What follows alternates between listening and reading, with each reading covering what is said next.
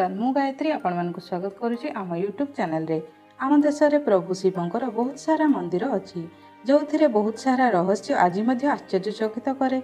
एमिति एक मंदिर अछि ओडिशार टिटिलागढ़ ठारे जहाकू धबलेश्वर महादेव मंदिर कहा जाए। वैज्ञानिक कथा अनुसार एही मंदिर प्राय 3200 वर्ष पूर्वे निर्माण करा जायतिला।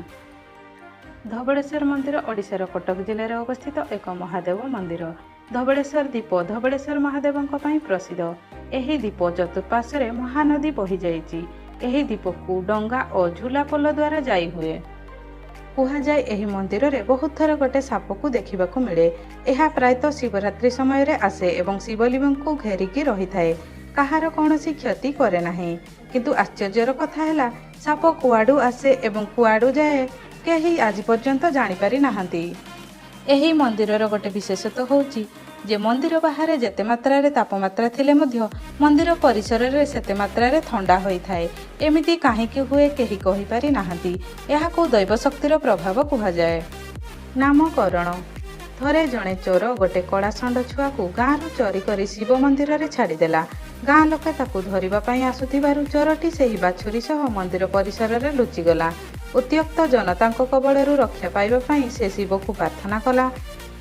प्रभु शिव प्रार्थना संतुष्ट होई सन्यासिनी रूप से सेठारे पहुंची उत्त्यक्त जनता को शांत करने पई प्रयास कले। मात्र लोके तांको कथा सुनिबाकू प्रस्तुत हेलेनी। सेमाने कहले जे चोर सेही बाछुरी को मंदिर परिसर रे लुचाई रखिछि।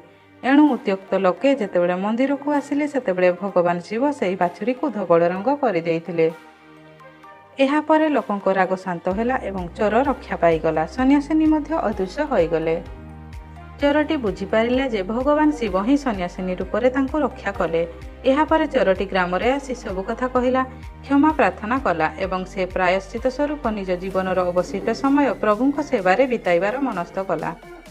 कड़ा बाछुरीटी को धवल रूप से परिणत करथिबारु एठारे महादेवंक नाम धबलेश्वर होइथिला। पर्वपर्वाणी यह एक शैवपीठ होइतिबारु महाशिवरात्रि सह शीतल षष्ठी और अशोकाष्टमी महा आडंबर रे पालित हुए। अन्यान्य पर्व मध्य एठारे पालित हुए। कार्तिक मासरे खास करी सोमवार मानकरे एठारे प्रबल भिड़ परिलक्षित हुए। पुरी श्रीमंदिर परी एठारे पूर्वपुरुषों प्रति पिंडदान करा जाए। खास करी कार्तिक मासर बड़ ओषारे एठारे प्रबल भक्तों समागम रही थाए।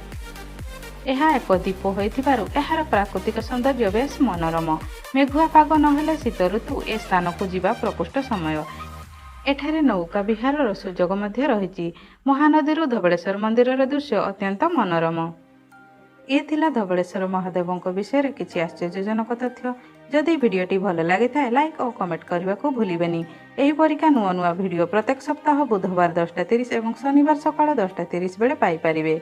एमिति रोचक तथा रहस्यपूर्ण भिडियो देखिबा पई आम चैनल को सब्सक्राइब करंतु। धन्यवाद।